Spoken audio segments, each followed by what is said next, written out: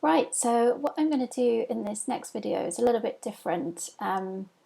Because the neo-pluralist approach isn't really a single theory of special interest groups or organised interest, it's really lots of little theories that look at very specific things. And I'm not too sure that kind of going into detail on one of those specific things is going to be super useful to give a sort of overall idea. And each of these ideas on their own aren't super complex, but what is complex, where the complexity comes in, is how all of these little things fit together and connect and relate. So, for better or worse, I'm going to have a go at sort of trying to map where these connections are and how these different ideas in sort of the politics of organised interest, if you like, how do they all fit together, or at least give some sense of how they might all fit together. And so what I'm not going to do is go into lots of detail on each of the different papers, but really we're going to be using the ideas to see how they fit into this map. Now I will signpost the literature, so if you're interested, or if a particular route on the map looks interesting to you, then you can go and explore that independently. But yeah, hopefully this is a useful approach. It's very much a work in progress, so you're witnessing research and action here, very much so, but hopefully it's an interesting journey along the way. And of course, sort of as you're finding your own way throughout this map, then feel free to get in touch, and I'm happy to kind of signpost more literature and have conversations around those ideas. So off we go. Right then, let's start off thinking about who is going to be involved in our picture of influence, or our map of influence. So let's start off, and we've got on the one hand our organised interests. And let's say for simplicity that we've got two interest groups here, A and B. And on the other side of the picture, we will have our decision makers. Decision maker. And now the decision maker, you can think of these folks as policymakers, legislators, but also voters. So decision makers, depends on who we think has the power to change things, change policy, or change things in light of our organised interests. And so the name of the game, or the thing that we're trying to map, is the influence that these folks, organised interests, have on the decision maker. So we're saying that these folks have some sort of influence to make a change. That change, it could also be sort of a status quo situation, but ultimately it's about organised interests influencing the decision maker. And now what I'm going to set out is really, it is inspired by a paper that actually comes out of the public choice literature. I'm not even going to attempt to pronounce the two names of the authors, but it's called Persuasion as a Contest. And essentially it's modelling the interactions between these two actors in a lobbying type situation. But I'm not really going to stick too strictly to that view of things. And by the end, by the time I've kind of finished tweaking the model, I don't think that we could really call it public choice. But the reference is there in case you want to have a look at it. Okay, and so we'll look at this side, at these actors first and foremost. And we can kind of say that these organised interests, what do they produce in order to influence decision makers? Well, they can produce all sorts of things, and I'm trying to think of a kind of a term to encapsulate all the things that they could offer decision makers. So I'm calling these influence artifacts. So organised interests, A and B in this case, will produce influence artifacts. And as I said, this could be sort of, it could be evidence, so they could be producing information and evidence in the sort of standard way that we think about things, but it could be funds, and sort of less tangibly, it could be ideas. And we'll come back to this idea, the idea of ideas, but we'll come back to that a bit later on in thinking about how we measure influence and sort of influence of ideas is something that is even more slippery to measure. But because we're in the business of neopluralism, we're sort of saying that these influence artifacts are going to be contingent, or they're going to have dependencies. So how much and how good these influence artifacts will be is really going to depend on the resource the organised interest A and B have at their disposal. So we can think of this as sort of an artifact sort of production function, if you like. And so let's say that we're thinking about the artifact production function for A. We can say that the sort of resources are going to be made up of liquid resources. So you can think about the sort of the dollars, the pounds that these organised interests actually have at their disposal. But a big part of the sort of the artifact they're able to provide, to exchange, if you like, to sort of use in order to influence, is going to be some kind of fixed capital, let's say, and I'm going to represent this with K bar here. And so we're talking about sort of liquid resources here, and we're talking about fixed resources here, but this is essentially showing that resources aren't necessarily confined to dollars, but actually can be conceptualized as different forms of capital. So I would say K bar here is made up of, let's use a different colour, where K bar is equal to symbolic capital. So these things can be reputation, legitimacy of the organisation. They could be cultural. So think about the competence of the folks who represent the organisation, or their knowledge and expertise. And they can also be social. So think about networks and relations and the level of access that the organisation has to decision makers that they have already. So yeah, the sort of the quantity and quality of the influence artifact is going to depend to a large extent on the resources that they have, both liquid and fixed, fixed being constituted by these different types of capitals. And again, there's sort of a nice paper, it's quite short, that I've signalled here, but this is really sort of how actors are using different types of resources as they struggle and compete to position themselves. So yeah, it's a nice, and it is a short paper, but kind of what we're saying here is that both of these inputs should increase the produced artifact in favour of the interest organisation under discussion, and that this sort of has the general characteristics that a production function usually has. So let's move on to thinking about the decision maker now. Is the decision maker just going to take this evidence, funds, ideas at face value? Well, we might assume that the decision maker is Bayesian in the sense that they update based on information, but they're not necessarily going to take the influence artifact at face value, because again, we're sort of in the territory of thinking about contingencies, dependencies. So what is the decision maker's assessment of this influence artifact going to rely on or be dependent on? Well, it might be dependent on prior beliefs about the organisation. So do they kind of think of the organisation A as sort of a good, bona fide,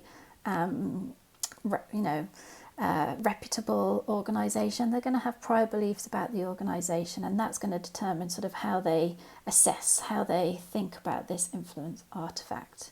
They might also have a bias regarding the content.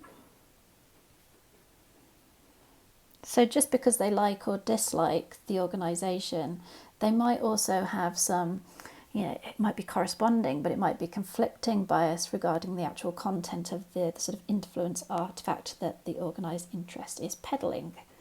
And there might also be an element of truth to this. So kind of literally, what is the truth? Or perhaps sort of the extent to which the influence artifact is deemed to be kind of natural or fair. So does the decision maker think that what they're peddling seems reasonable with regards to the objective truth, and also in terms of kind of what they actually seem is a kind of a true or fair representation of things. Now, this is a really tricky one, because if the truth is fuzzy, so there's sort of uncertainty over what the truth is, so we don't really know what's natural or fair, we don't really know what the objective truth is, then it doesn't really matter whether A or B has this sort of truth on their side. But when the truth is easier to discern, so part of the contest between A and B will be sort of how much this influence artifact can discriminate in favour of the truth. So let's have a think about how likely is it that organised interest group A is actually going to have influence on the decision maker. So whether the decision maker is going to say, yes, I like the influence artifact that you're providing, or peddling, as I've called it. So we might say, well, if organised interest group A have more resources, then this is going to lead to more influence on the decision maker. And that kind of seems intuitive. But what this map is telling us is that these more resources, or the power of these more resources, is really going to be contingent. So in order for these resources to really sort of have teeth, the decision maker also probably needs to have prior beliefs that organisation A is the right choice. They're going to have to sort of like them, be friends with them. They might have to have a higher bias in favour of A's artifact, so kind of like the content, like what A is actually saying. And perhaps also that when the truth is with A, and A's influence production process favours the truth, then it's more likely that A is going to have influence. And now this sort of mapping or contingency speaks to the literature that suggests that most lobbying is really about lobbying allies rather than lobbying opponents. And so kind of bias and priors plays into that theoretical mechanism to say, well, if the decision maker doesn't really have good prior beliefs or is biased against an organised interest, then how likely is it that that organised interest is really going to have influence on that decision maker? So this sort of idea of bias, priors, and perhaps truth speaks to that idea that what we see in reality in the sort of the lobbying field is that most lobbyists lobby friends and allies as opposed to opponents. And it perhaps also speaks to some of the evidence that shows that when we look at the influence, when we actually look at influence outcomes on policies, so policy outcomes, we see that the big stuff, so influence on big issues, there's a huge status quo bias. And so that's where some of the sort of findings or conclusions from the evidence suggests that, money doesn't play such a huge role in policy outcomes. Where is influence? Where does the influence show up? Well, actually, we see that influence does show up, but it's really on the sort of more everyday type lobbying efforts, things like car park opening times, the use of particular land for commerce versus residential. So these sort of micro issues tend to be the things that show up in actual policy outcomes as a response to organised interests.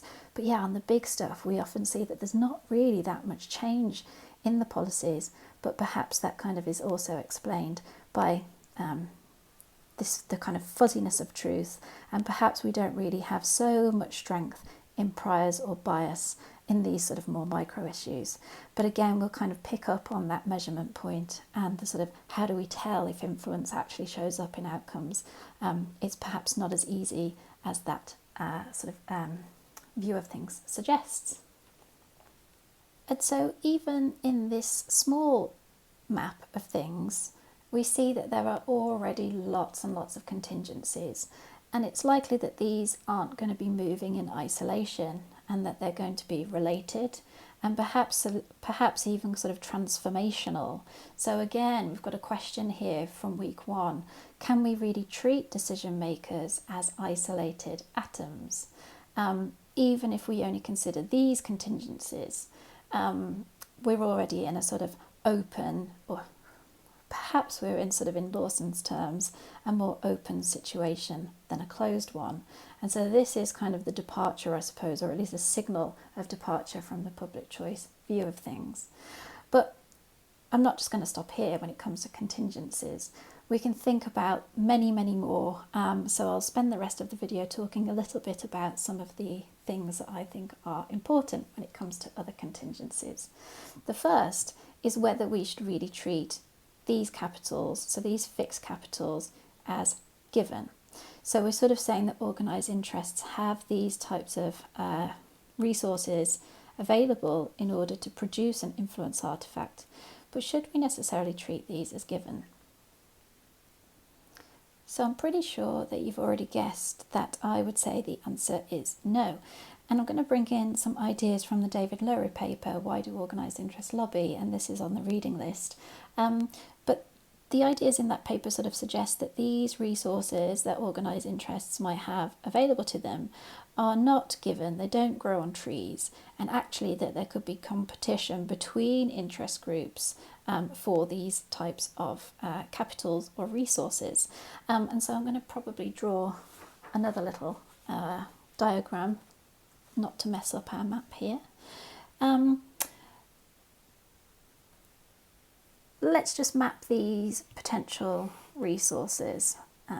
So let's say we've got the more liquid stuff like financial resources, but we might have a cultural one like talent. We're going to have a social one like access to decision makers. And finally, let's say that we've got sort of a salience or reputational resource, and what Lowry suggests is actually that different organised interests try to create a certain niche for themselves. So along these sort of dimensions, if you like, what he's saying is that each organised interest needs to find a spot. What is the minimum level of these different resources that they have to, or that are required in order for the organisation to survive? And so we can kind of map this. Let's say this is the minimum threshold level for survival for a particular organised interest. And this is what Lowry would say is the organisation's niche. And so any level below one of these resources would unfortunately mean that the organisation ceases to exist. And so, you know, we might also think about how this idea, how these different types of resources, or the availability of these resources, the competitive environment in which these resources are fought for and distributed, feeds back into the mobilisation stage. So the fact that we might have given levels of these resources that have to be shared, competed for, means that some organisations will die. And so we might sort of see links between mobilisation, or at least formation, that if we kind of see the environment as lots of organisations like ours dying, then we might not think that the sort of the context or the competitive environment is viable. So we don't even bother entering the fray. We don't even bother entering the kind of lobbying field. So this is sort of illustrative of one of those feedback mechanisms that I mentioned at the start. But kind of thinking about Lowry's idea, what was kind of the other element to this is that he's saying actually these things are also not really given. So they're not in infinite supply, but neither are they sort of naturally determined. So their levels aren't naturally determined. And this is also where he brings in an idea of resource dependency. And he says that actually there are sort of institutional constraints that really determine how much access is even on the table for competitors to compete over. And likewise, if you think about salience of issues that are represented by organisations, to what extent are these free-for-alls to what extent are they constructed by this sort of outside institutional environment. So really what he's saying is the institutional environment might dictate that actually this level of access to decision makers isn't even available, and actually we're going to set up sort of institutional constraints that mean only this level is available, which means that this particular special interest group dies. This is kind of, again, how the structure might relate to the ability for certain organised interests to form and to mobilise. So we're sort of talking about these outside forces that might determine the likelihood that interest groups even form in the first place, and if they do form, to what extent they're likely to survive. But the broader point to this as well, and it definitely kind of speaks to my own experience, and I'll tell you a little bit about that in a sec, but Lowry's ideas say that certain interest groups aren't just going to go about pursuing policy, so their influence isn't just about policy outcomes, having policy outcomes that match their kind of influence artifact, if you like. These things in themselves can also become goals. And so if the sort of competition for these resources is fierce, then actually for some interest organisations, their attentions are going to be turned to really pursuing and making sure that they win the fruits of the available resources out there. And so kind of focus of certain interest organisations is going to turn to funding or getting sexy patrons. It might be recruiting talent. It might be sort of maintaining some reputational advantage and creating salience in the kind of broader mass opinion of things. And so this again might sway our assessments of how influence shows up in actual policy outcomes, because influencing policy outcomes might not always be the sort of number one name in the organised interests game. And again, this kind of speaks to another paper, which is by Andreas Durr and Gemma Matteo, and it's called Gaining Access or Going Public. And it looks at the different types of influence tactics organised interest can pursue. Gaining access, so having direct contact with decision makers, or launching campaigns that aim to mobilise the broader public. And the authors argue that really survival has a lot to do with the choice between tactics. And because public interest groups in particular are going to be subject to survival issues more than business interests, they need money to kind of keep going. They need the talent because they're usually quite lean operations. They tend to opt for outside lobbying, and business interests tend to opt for inside lobbying. And you can kind of think through the implications of this, which depends on with whom you think the power lies. And the public or policymakers, this is probably going to depend also on the issue context, and this is a point that the paper emphasises too. But yeah, kind of going back to that point, I have done quite a bit of work with what you might call public interest organisations, and I can say for sure that this tends to be what goes on. And I kind of question the extent to which the policy efforts or the influence efforts is really about influencing policy outcomes. Really, a lot of the work that I can see that goes on is really about this, and this. Right, so let's go back to our map, and I'm just going to pop this on the map and call it niche plus dependency, just so you have a record of that. So let's have a think now about other contingencies that might be at stake with our decision makers. Well, first, and you might have already kind of thought about this for yourselves as we've been working through this, but where do prior beliefs about the organisation come from? I don't know, maybe a decision maker just has a sort of fuzzy feeling about them, but it's likely that these prior beliefs are going to be endogenous. So let me get a new colour. It's probably likely that they're going to be endogenous to these Ks. Who do you know?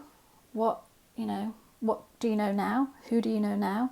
But who might you like to know in the future? And so bringing this idea of revolving door aspect.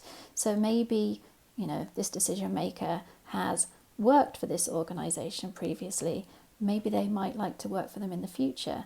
So these prior beliefs are likely to be endogenous to these types of capitals. How about bias regarding the evidence?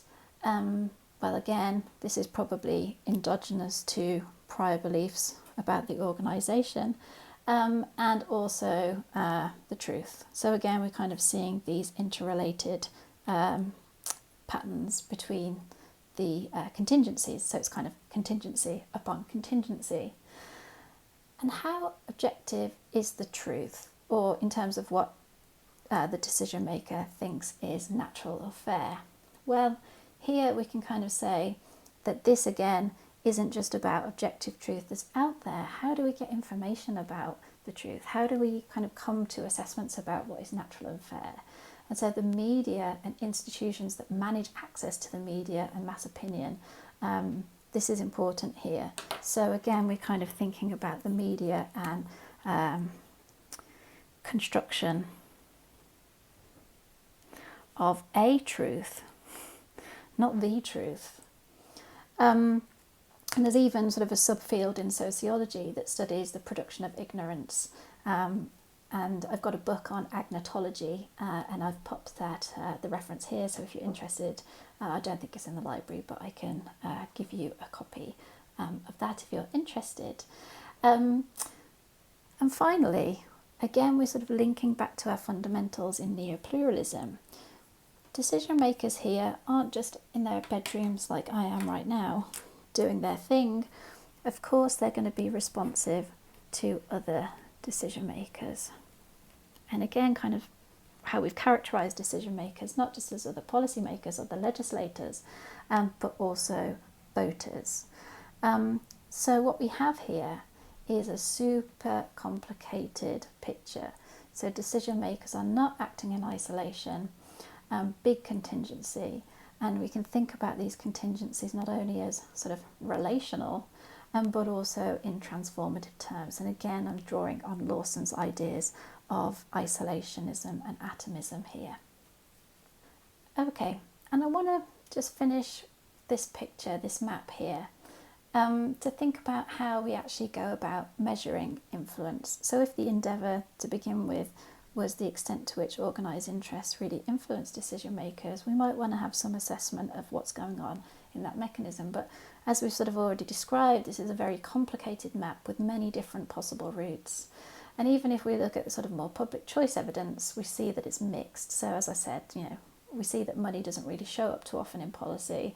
How do we kind of characterise influence and access, and does that really end up in any kind of policy change? Well, evidence is pretty mixed on that. But if we conceptualise resources differently, so we're not just talking about these sort of liquid monetary resources, but sort of these sorts of different symbolic, cultural and social resources, we can actually see that influence can be a lot about lobbying allies and maintaining status quo, and that things actually look quite different when we're thinking about ultimately the impact of organised interests on decision maker. What is their influence? It's less tangible. It could be more it could be more slippery. And just to add extra complexity to that, there are also lots of different points in the policy making process that influence could really show up. So it's not just about putting an idea or a proposal, some evidence, or even some money on the decision maker's table. Actually, we kind of think about influence or the policy making process in much more complicated ways. And so there are a couple of books. One of them, Lobbying a Policy Change, isn't in the library, so contact me for alternatives there. But there's a nice book on policy making systems called The Politics of Attention. And there's a book of that same name by Jones and Baumgartner. But it overlaps with ideas about political agenda setting, issue framing, and as I said, these things can have quite visible aspects to them, but also sort of less tangible things too. And this kind of taps into Gel Meta's idea of kind of different aspects of the policy process as going from problem definitions. So, how do we even define problems as problems? Do special interests play a role in this?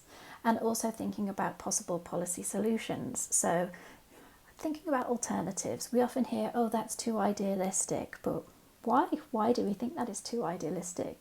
Why do we think that certain things are kind of conspiratorial?